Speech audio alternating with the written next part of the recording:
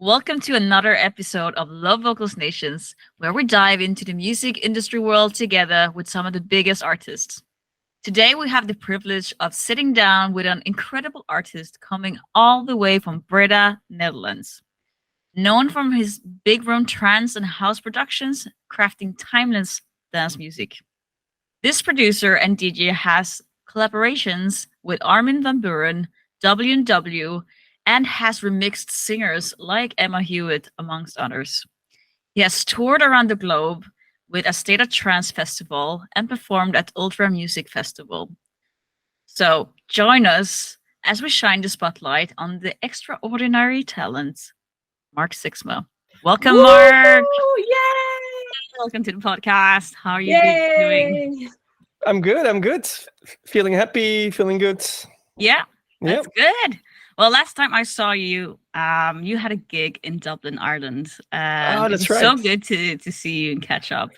You That was a are, lot of fun. Yeah. yeah, it was a lot of fun, and you're definitely one of the nicest people I know in the music industry. So it's such a Oh, pleasure. Oh, that's so nice to say. Thank you. Yeah. And you played a really I bet good you say set. that to every guest. No, that's not no. true. Yeah, we do actually. You're right. So you're the Oh my rudest God. person I know. Thanks for being on the Yeah. podcast. Yeah. Well, you're so down to earth, and it's such a pleasure to always speak with you. So, yeah, thank you for coming on the show. Yeah, happy to be here. So your journey in the world of electronic dance music has been nothing short of spectacular, Mark. Tell us your story, and I would love to hear about, what got you DJing, what started you producing. Yeah, it's a long story already. Like getting close to like 30 years and like being exposed to the dance music scene. So shall I just start from the beginning? Oh yeah, Yeah. absolutely. We We want want to to hear. hear everything. What age did you start? That's where we'd love to know. I think the first time I heard electronic dance music was probably when I was around somewhere between 8 and 10 years old. I had a classmate, and he had an older sister, and she was dating a DJ. I had no idea what a DJ was back then, but he would make these mixtapes of like The Prodigy, and it was called Techno Trance and House Party. It was like old compilations, and Thunderdome even later. But that were the early days of electronic dance music, at least in Holland, for me. Yeah. And Wow. I just loved the energy there, and it was I think that was the beginning of it turning into a more popular music scene as well in the Yeah. Netherlands, like chart wise for top 40, etc. So Right. yeah, I was listening to that music. I really liked it, and then by the time I think I went to high school when I was around 12. I was celebrating my birthday together with another classmate, and his brother was also a DJ, and that's the first time I actually saw them play. So they had they're playing vinyl, and I was just, my mom told me like I spent the whole time like glued to the desk watching them do whatever it was. Like it was Yeah. magic to me. So that really got me fascinated, and I think around the same time afterwards, me and some friends, we started our own called drive-in show, which is like one stop for parties. So we would bring one guy bought lights, other one had a mixer, and then either a CD player or vinyl. It was like random stuff. Other had amplifiers and speakers, and I would buy the music. And yeah, it was like 4 or 5 of us working together. And our parents would be the designated drivers, of course, because we were way too young to drive.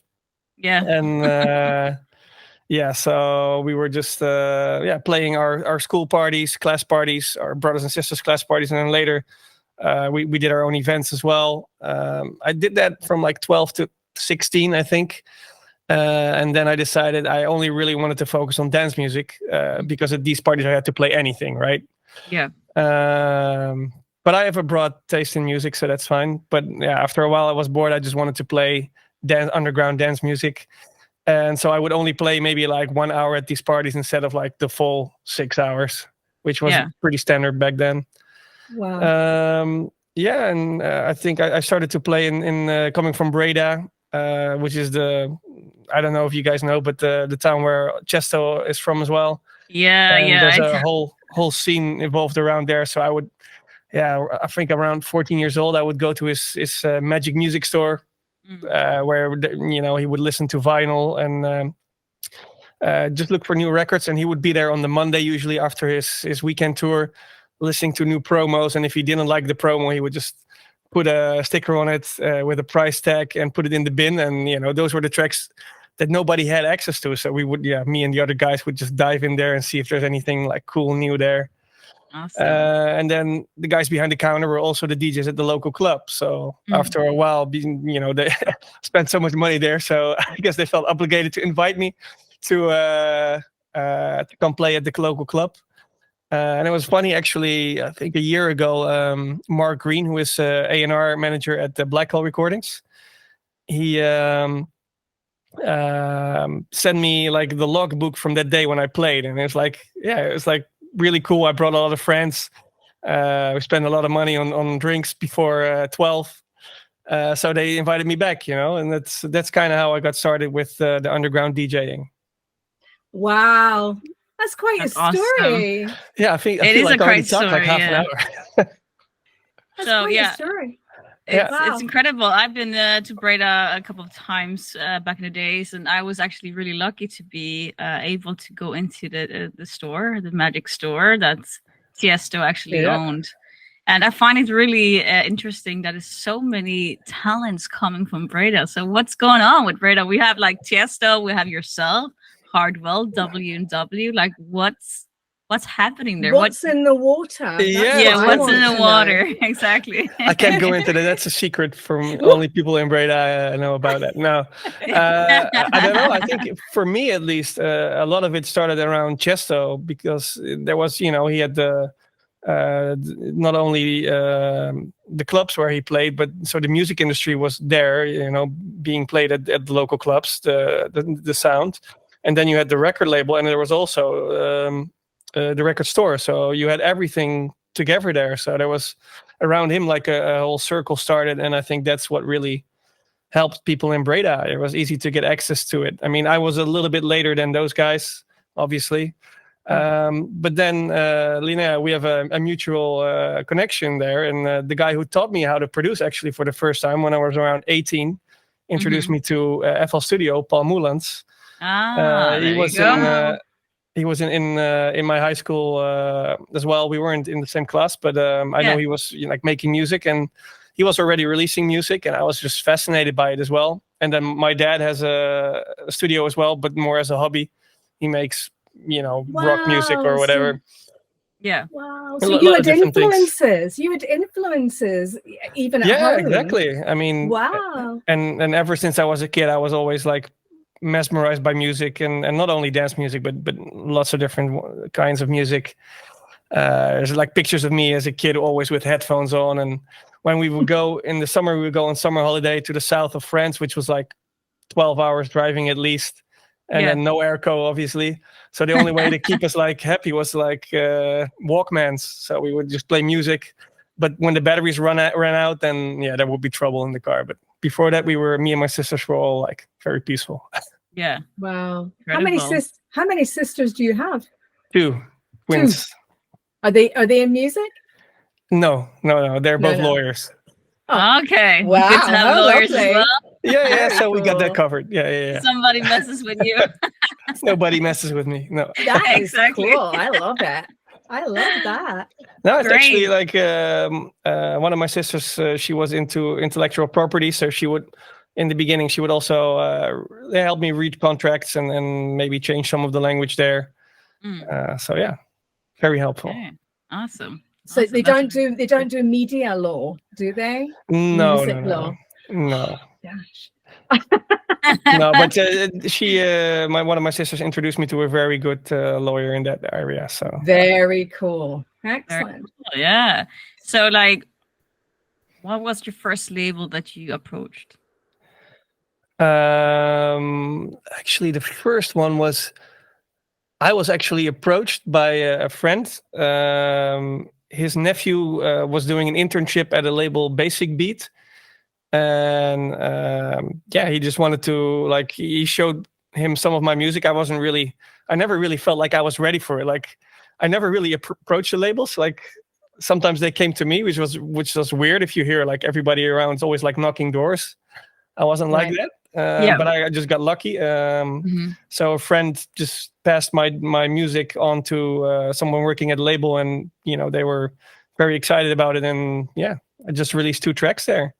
This was back in I don't know, 2007.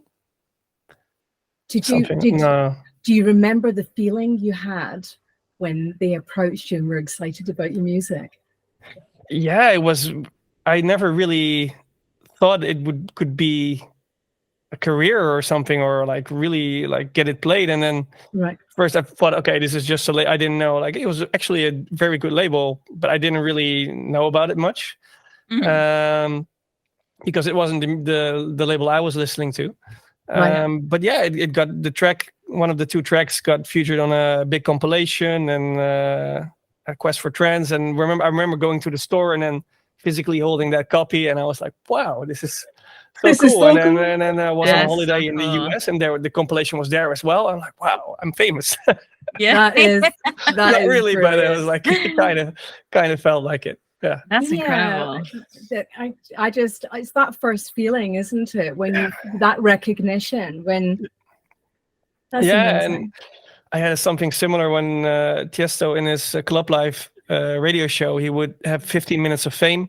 You could send your mix. I've been on it as well. Yeah, you could send your mix there, and I never heard anything back. So I thought, okay, it's not going to be played. And then suddenly my sister is like running into my room, Mark, I think you're on the national radio, like 538, which is a big radio station. I was like, what, really? So we turned it on, and I was like, wow.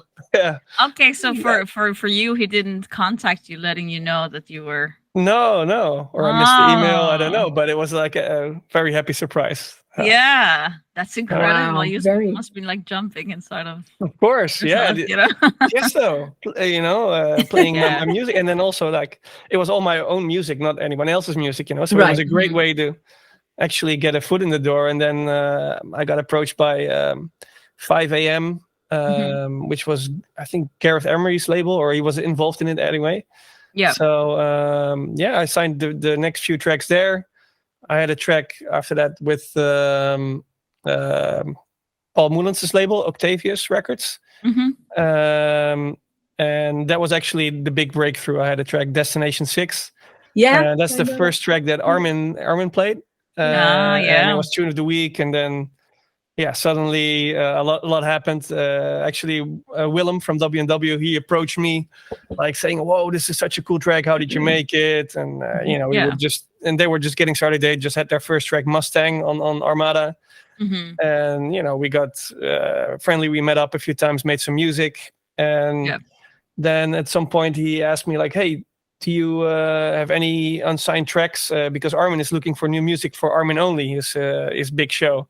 Yeah. And I said, sure, I have a track, but it's totally different. It's like one Destination 6 is 140 BPM uplifting trance. Yeah. And the next track, Fade to Black, was like techie, tech trance, 128 BPM, very groovy, very dark. Yeah. But I thought, okay, let's just send it. And I got contacted by the A&R at Armada, like, hey, we want to sign this track. So it just awesome. Happened very naturally, and it just sounds like snowballed. People really helped me, and it's meant to be, huh? But then to be able to like go from there, and then to go like have a professional music career, making actual enough money to do it full time. That was another step. Yeah. But of course, I had my foot in the door. I was getting played by big DJs, so that was already for me. This was more than I was actually hoping for, and then at that point when I signed with Armada, I was in my. This is like a few years later already. I'm in the final year of my master education at the uni, and that's the point I told my parents, like, I think I want to give this a try. Yeah. And they're, like probably like most parents would respond, they were like, well, you can do that, but if you don't graduate first, you have to pay us back the money. Okay, fair enough, because they spend a lot of money on it. Yeah. So I finished my degree, and then afterwards, I had to work part-time very boring job at a bank. Nice people though, but the job itself was super boring. But I was able to do it part-time, and then spend the rest of the time on music. I was ghost producing for some other people, which actually made me, become independent. I didn't have to have a job anymore. So Right. Yeah. after like a year and a half, I was making enough money from that and my own music and some shows, but not that many, to just be able to afford a living. And then I just took the leap and never looked back. That's fantastic. incredible. What a That great takes a lot of story. that takes a lot of courage to do that, because it's so hard to make a living in this kind of stuff. I mean, I was lucky as well that my girlfriend had a stable job, so it was more easy for me to take the risk, Okay. in case I wouldn't amount to anything, I could just still find a job. But Yeah. So Awesome. I'm curious. Just rolling back a little bit. Mm-hmm. What was the first piece of gear, your prized piece of gear that you bought For producing or for DJing? for Okay. producing? Okay, for producing. I still think the best thing is just a very good PC that helped me the best, because I remember I made those first tracks on like 30, 40-year-old monitors I got from my dad, which were not really great, but I had no idea that that it could make such a big difference of having good speakers or not. And then just having a computer powerful enough to run all the software without it like hitching all the time, which was the first 2 years. And when I was just doing it as a hobby, I had some pirated software as well. I'm not proud of it, but I obviously didn't have any money to buy it legally. Of course, when I started making money, I started just buying everything legally, and already like 10 years ago, I'm fully like, I don't do any pirated things anymore. But no, but I think everybody, everybody did it. Everybody did it. And I think it's fine. But as long, my mentality was, as long as I'm, when I'm making music, I'm investing the money in it to get it for real. Yeah. And that's only fair. And then since I did that, all my problems of like stuff not working, etc., and like computers being it stopped. So I of course you still have some issues, but it was like nothing compared to what it was. So kids, buy your own stuff if you can. Yeah, if you There can. you go. But not everybody can, because they're so expensive. No, but I think nowadays as well, there is a lot of stuff that's available for free, and you can make great music with free software out there. So I don't think it's, back in the day it was a little bit more scarce what you had at your disposal, but nowadays I'm a little bit jealous sometimes of the kids because on YouTube there's everything you want to learn is there. You just need to know like how to find it. No. But it was also kind of fun because I would go on, I think he was on your podcast as well, Manuel Lesso.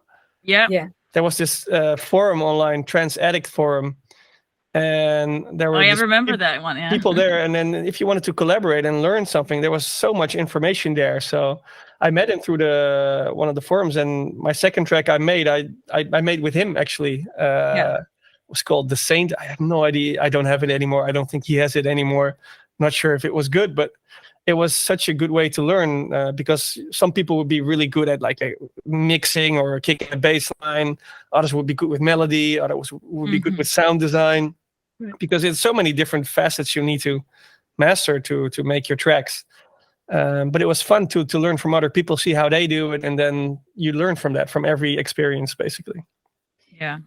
And I think that's that kind of brings us to one of the questions I was interested in was who are your influences, would you say?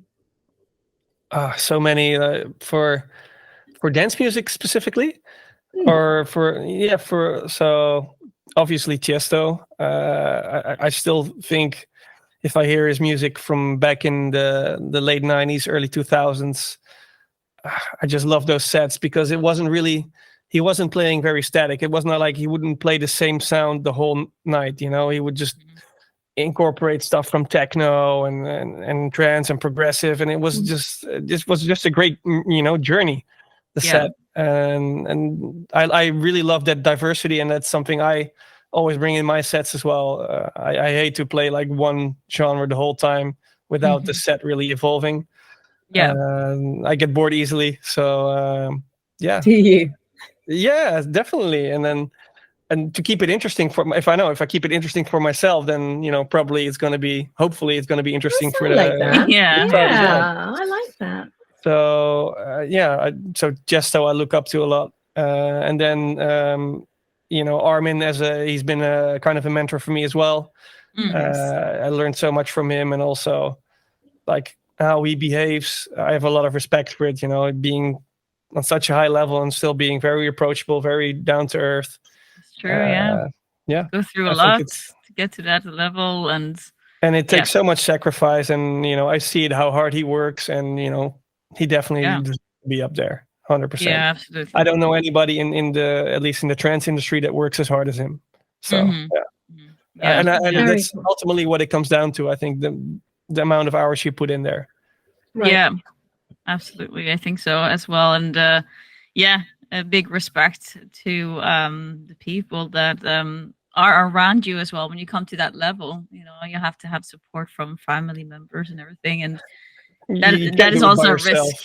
Yeah, exactly. So you need like your whole team around you, like your family to accept it. Otherwise, it's going to be really tough. I was always like, I'm a little bit of like a control freak in that regard, or at least I was. I wanted to control every little detail, but once you start growing and you run out of time, there's no time. If you're touring, you need to make music. Yeah.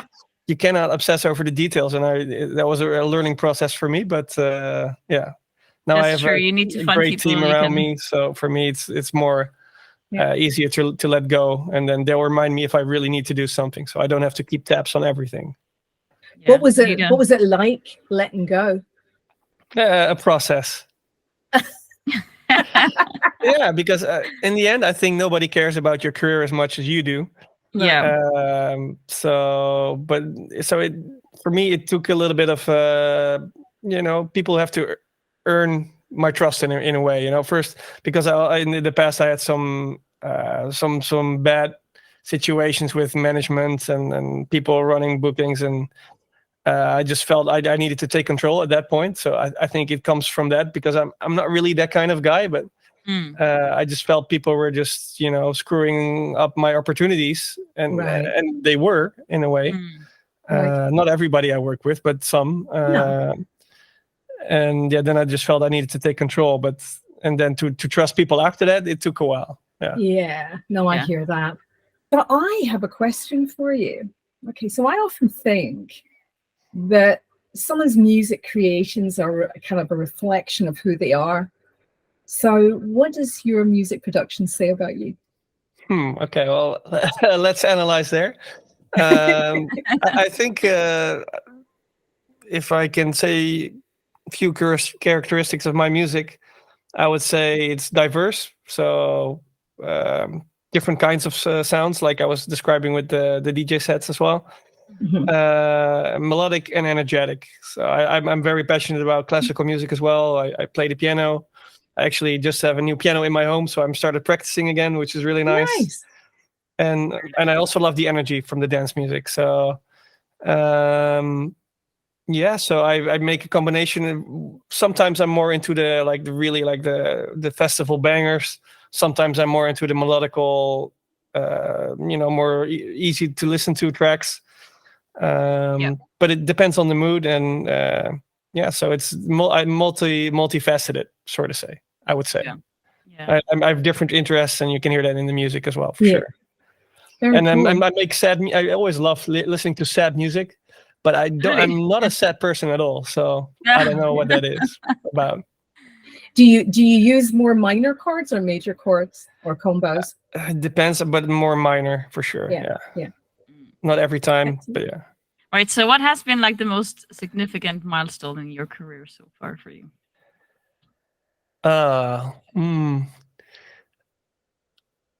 Probably, there's so many. I think my track Requiem was a big milestone for me. Such a banger. that, It's that so was- good. I still remember when I made it, I felt I was making something special Yeah. because it was really incorporating classical music like choirs, trance, and then also big room. So Yeah. the energy. So it really had like everything covered that I really liked into one track. And there wasn't anything out there really like it. Big room was starting to come up, so I definitely got influenced by that. But then with the choir and then the synth line, that was, yeah. I played that so many times on like everywhere when I was like booked. I was like, yeah, that's in my playlist. Yeah, So it good, worked. and it really turns the crowd like it's unbelievable. It really is. Yeah, glad to hear it. Thank you. But yeah, for me, I had the same thing. I noticed when I finished it and it was on promo. It wasn't even out. But I was at ASOT. I wasn't actually playing, but I Mhm. was there just to support some friends. And then I heard it. I think 8 people played it at that night, Wow. and all the That's different rooms. wild. And then I knew, okay, we have something special here. Something You know? special. Yeah. There And you it go. was kind of like W&W were kind of doing it, like the brick room trance sound. They Yeah. were like, we were doing it around the same time, of course, because we were all, hanging out together and then making music together as well. Yeah.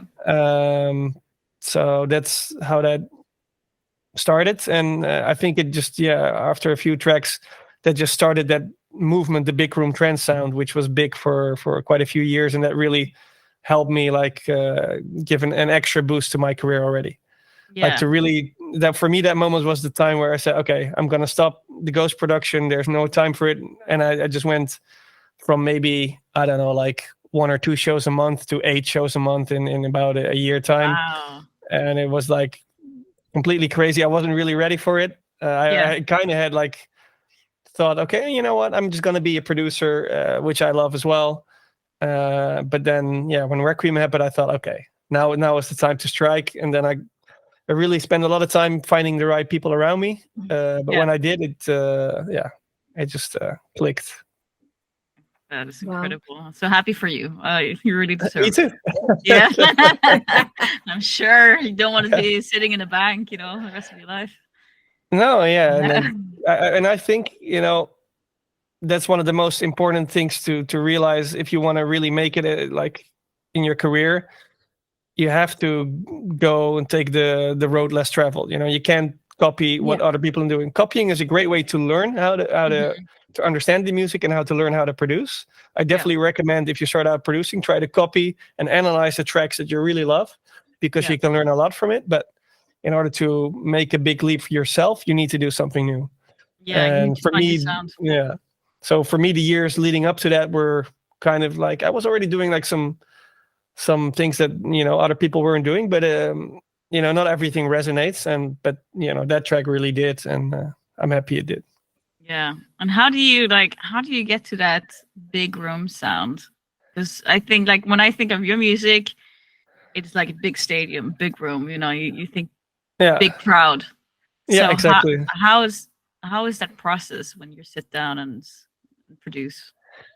Well, in the beginning, I think it's just a matter of what do I want to hear when I'm at a big festival. What's the track that's going to get me energetic and pumped up? And usually I get really excited about listening to different genres and what people are doing there, and then I try to incorporate it in my music, which was what I did in that track as well.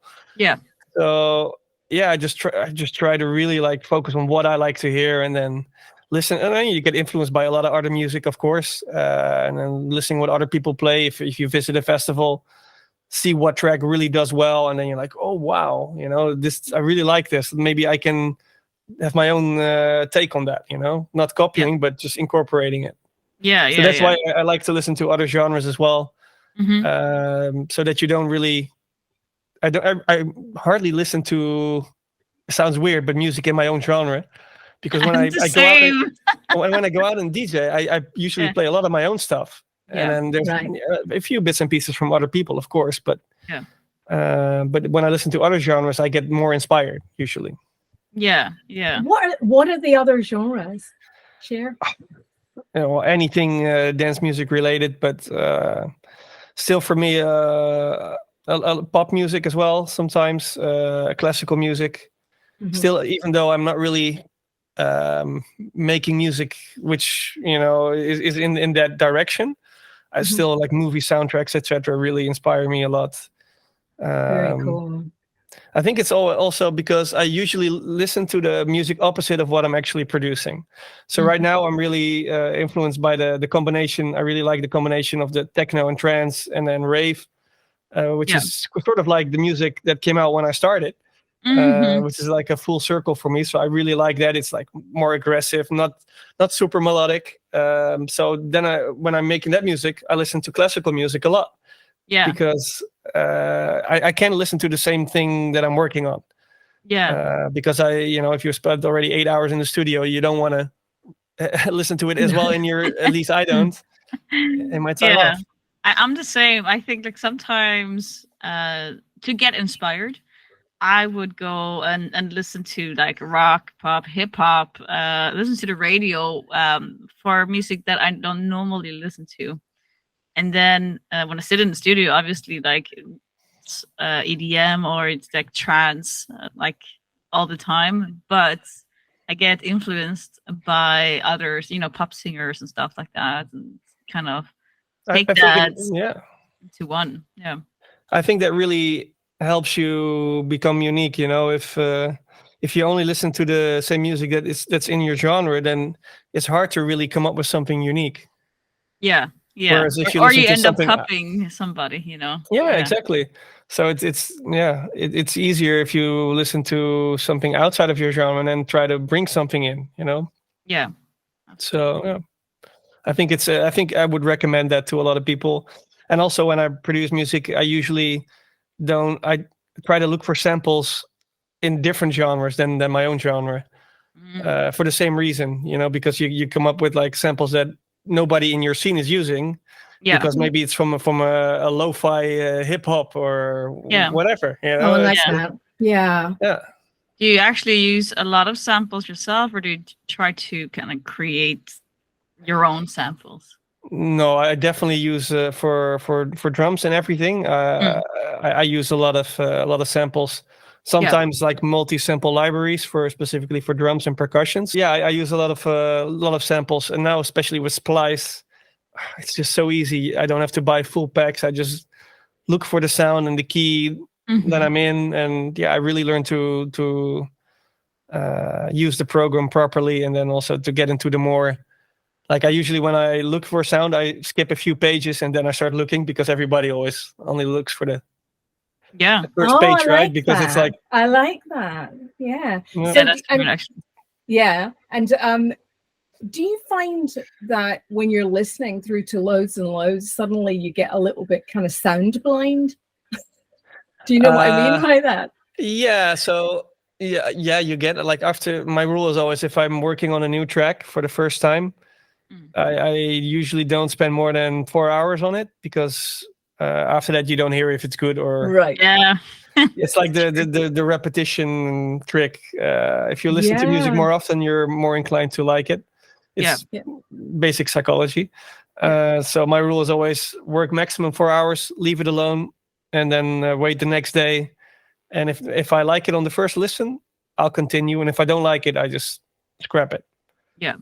I'm ruthless like that. Yeah. I always have to sleep through. Like if I produce something in the music music studio, I usually do that in the night also, and then it sounds amazing, right? I mean, you're like, that's so good. I'm so confident. Then I'm like, okay, I'm gonna go to sleep. It's 5 in the morning. It's time to sleep. And then next morning, I wake up, listen. I was like, what? Yeah, What's exactly. It happens to all of us. Yeah. Yeah, but it's also a good way to perfect your sound, so go and take a sleep and then come back and listen again.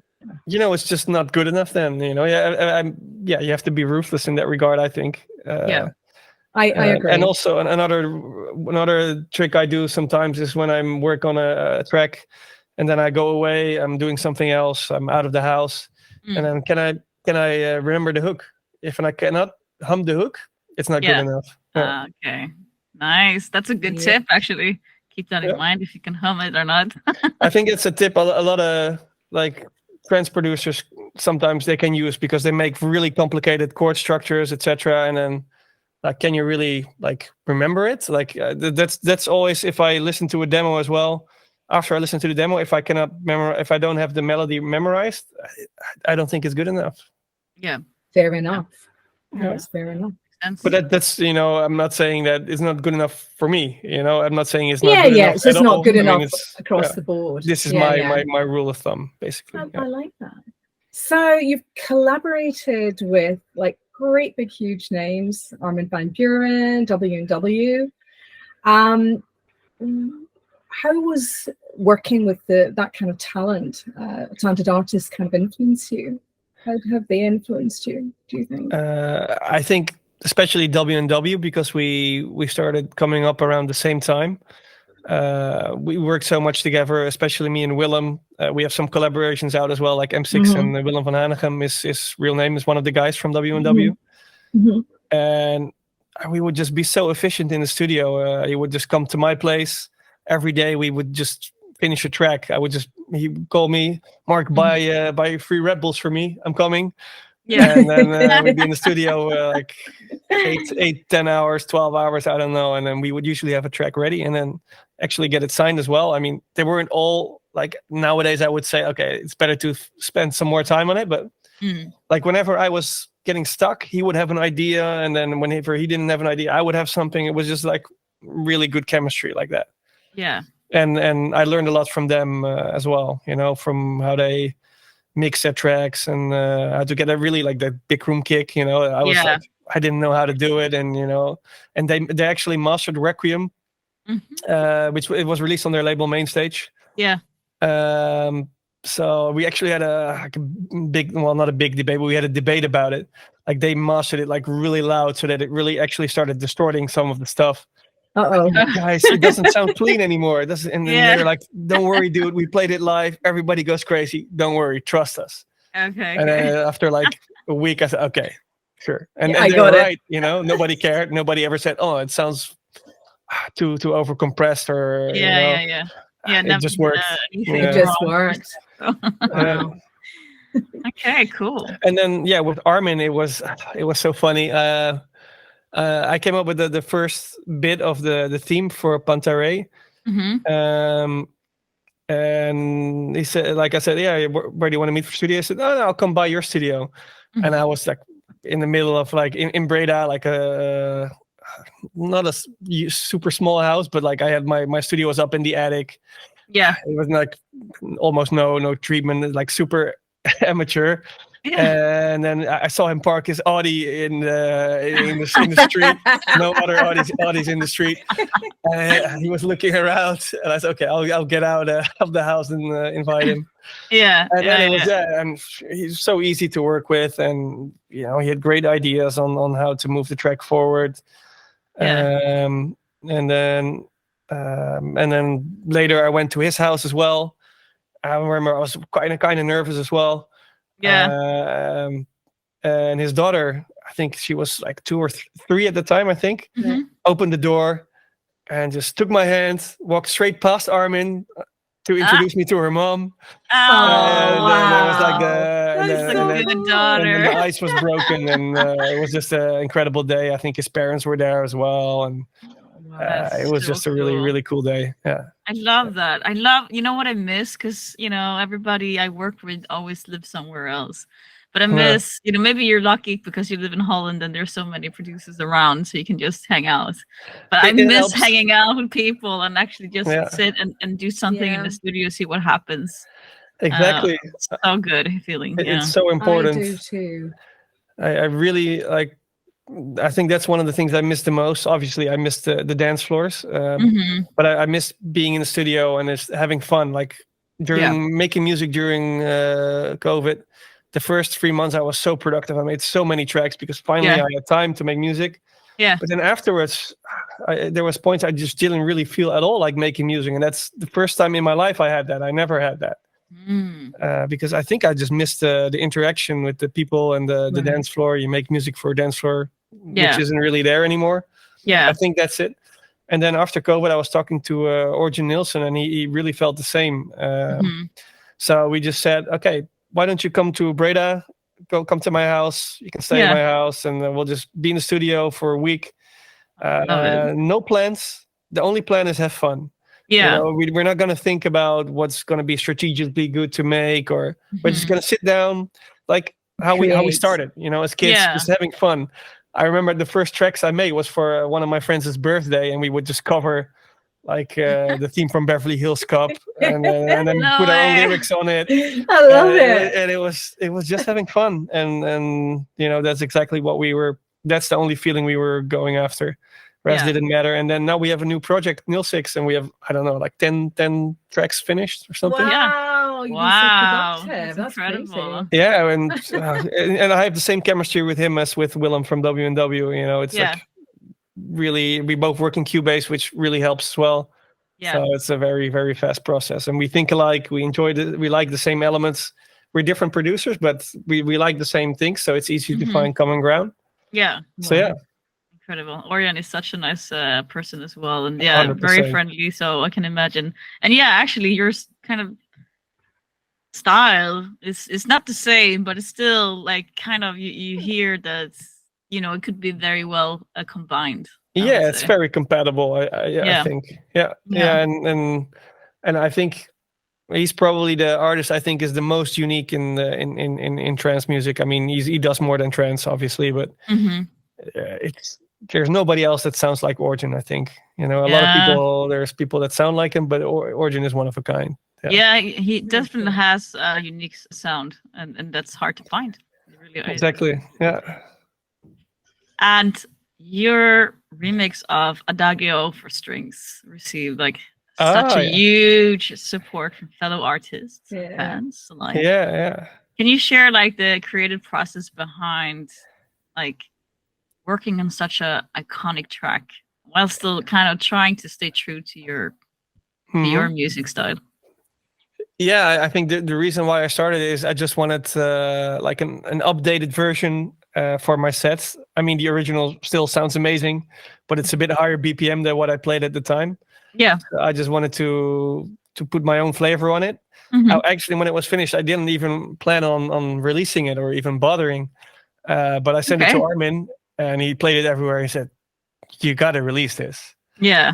And I was like, really? I mean, we're going to get so much hate from, you know, doing a classic. And then sure enough, there was like, when we released the track, there was so many debates on it. Like, oh, why doesn't it say Chesto, Dutch over Strings, Mark Sixma remix? And then other people would be, no, Ferry Corsten did it first.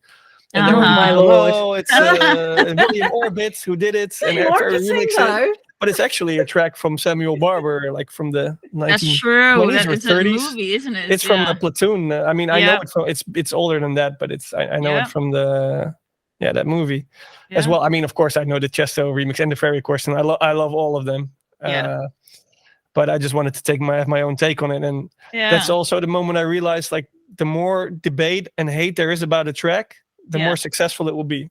It's if nobody talks about it, you know, nobody. That's true. And that's there's true. nothing happening. It's better to have like a And I guess like trance fans overall is very passionate about their classics, right? So it becomes like a whole thing, a really heated discussion sometimes.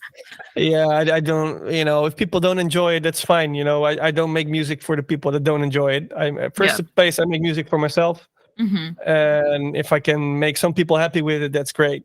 But the haters, I don't make music for haters. There's no point. You can never please everybody. No, never. Don't even try. So nowadays I don't really care at all, you know.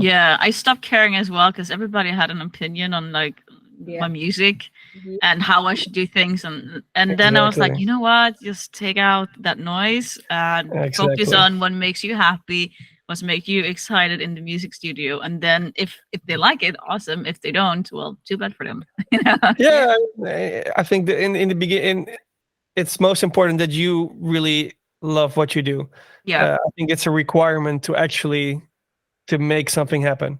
If you try to please other people, in the end, I don't think you might be able to have some career, but you need to really like try to, not make what people expect, but try to make what they don't know they want. That's true. That's the That's very magic. If you true. can make that happen, that's the most Yeah. gratifying feeling.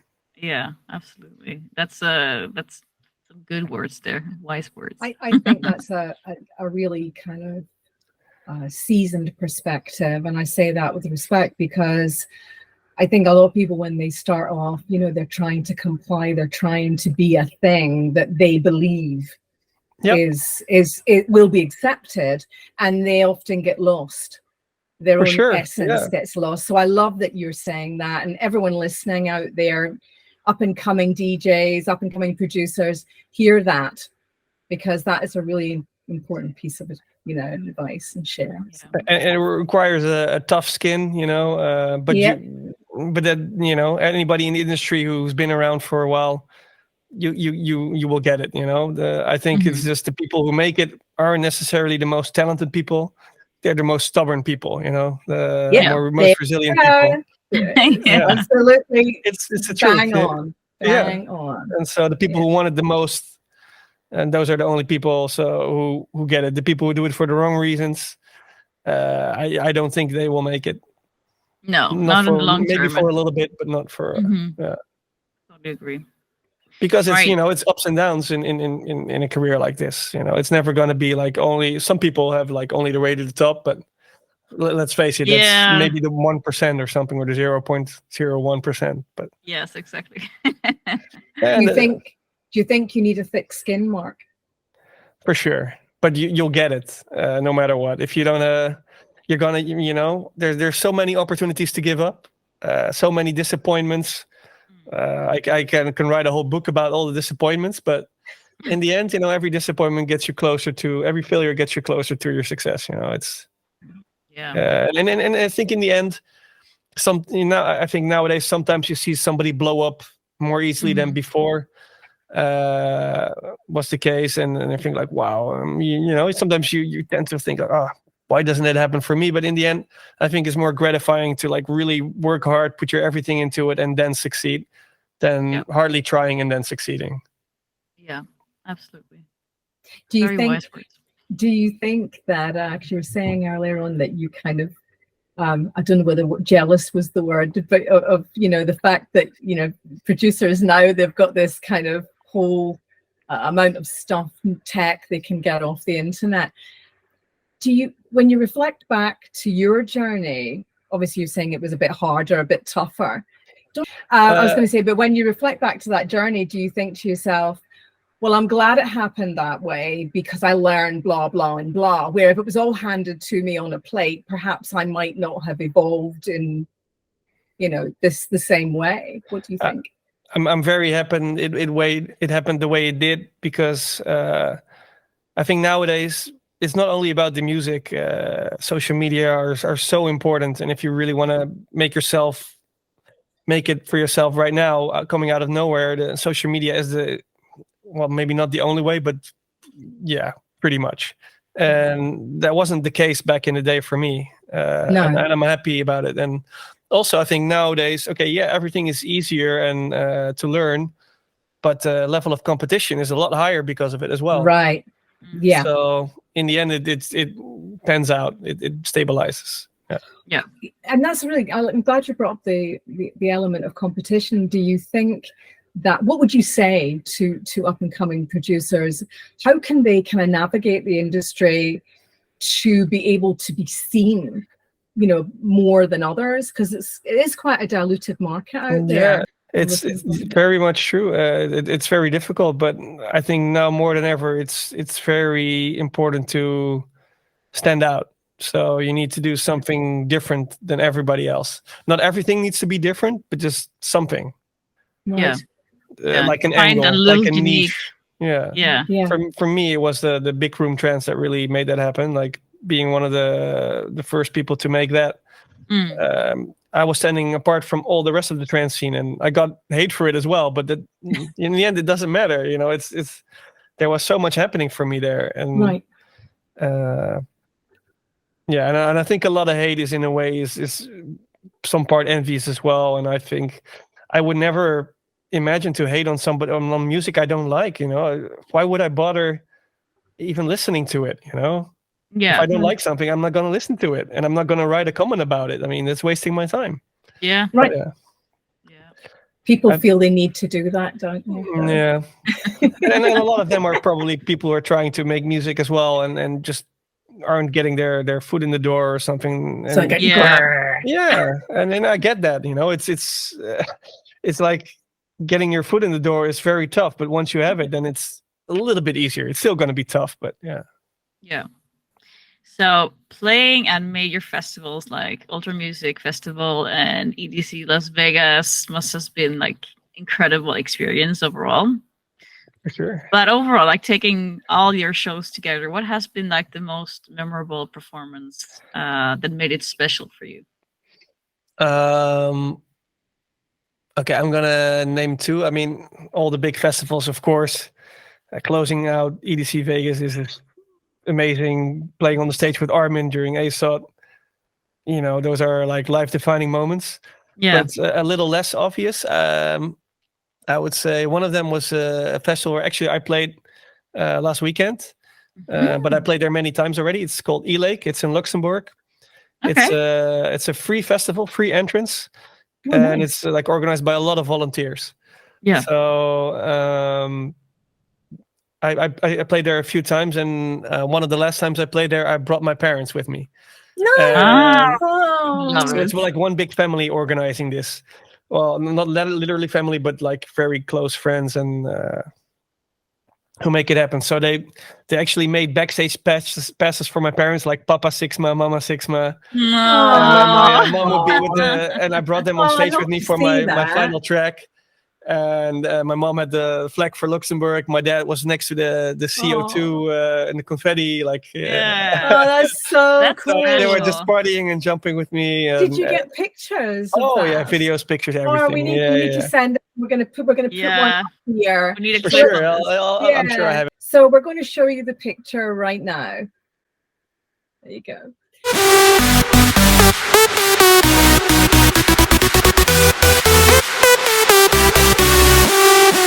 Okay. No, that's and then I go play the after party for them as well. And this is the first year actually I had a professional mixer and CD players there.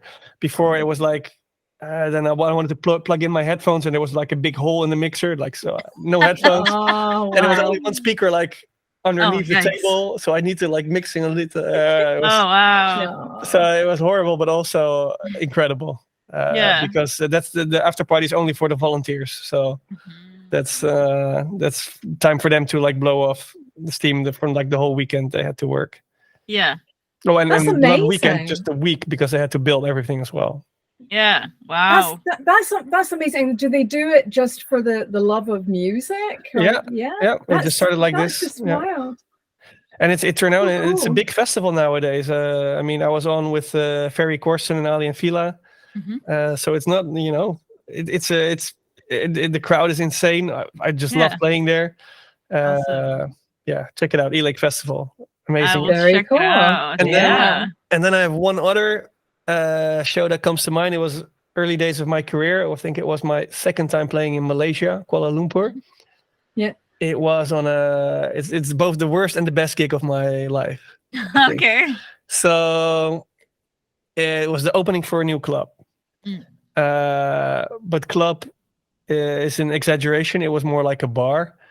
Probably capacity of 200 people. There were at least 400 people in there. So it was like crammed to the max, and nobody could actually move. And the speakers were very bad. So people were louder than the speakers, and if I put them louder, then it started distorting. So I was like, this is really bad, you know? How can this is the worst experience of my life. So many people there, I have to disappoint them, but the people were just singing the melodies of all the tracks. They know everything. Even like the instrumental tracks, they were just singing the melody, because the speakers wouldn't really do it justice. Oh wow. So you know, that was good. And then the owner, he got champagne because it was the opening day. Yeah. The big opening, and he was spraying champagne all over the CDJs. Oh no! And I tell him, Oh, dude, careful, don't man. do it. And he grabs a towel, goes over the jog Oh wheel, my God. you know. Oh Like, no. no, Oh no. what? Oh, balls. Oh, my heart Was is breaking right now. anything damaged? And I don't think so, but I mean, obviously the music would get interrupted because he was Yeah, of like course. touching all the buttons. Yeah. And then afterwards, I just went like they made like a tiny. There was like, well, a couch is a big word. They have like very small, and then I had a drink, and then everybody wanted a picture and sign, and there was too many people, and they were like overcrowding the security, and they had to take me out the Oh back my door because it was getting like Wow. unsafe, and I was like, what just happened? And then Yeah. I really didn't.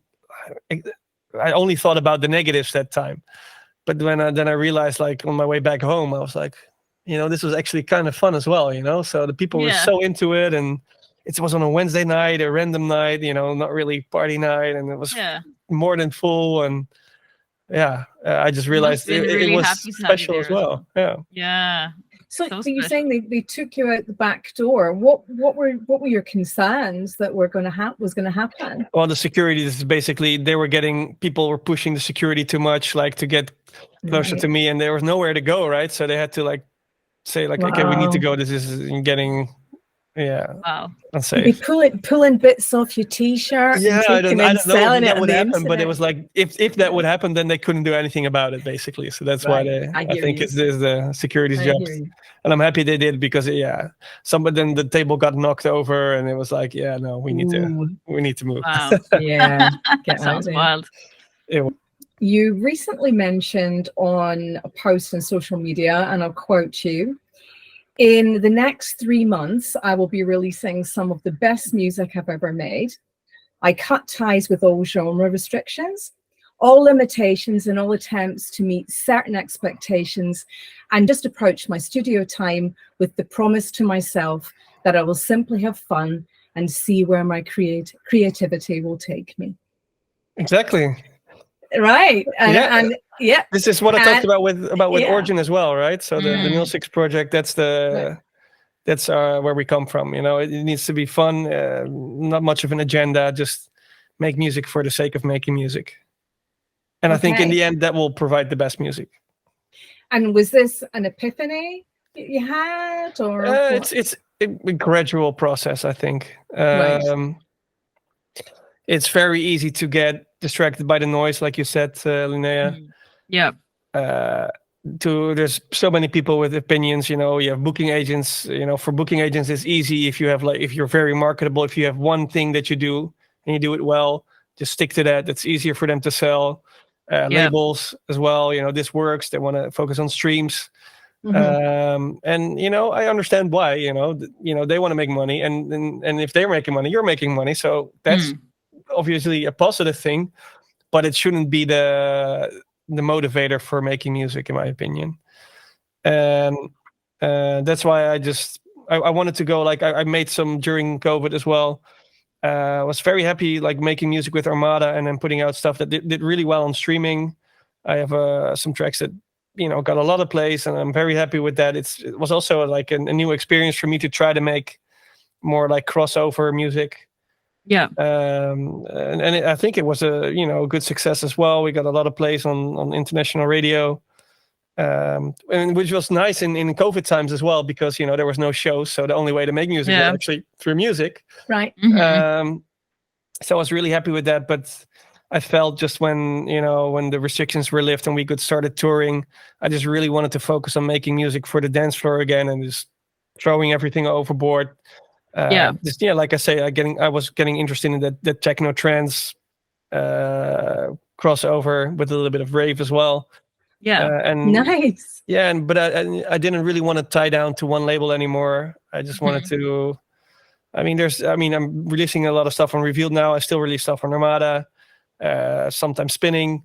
I just want to go wherever I feel where the music will fit. So first I make a track and then I look for the label instead of like go to a label and then needing to make music that works on that label, basically. Yeah. Follow your heart. I guess. That's good. Yeah, Yeah. and follow. Yeah, exactly. Follow your heart. Yeah.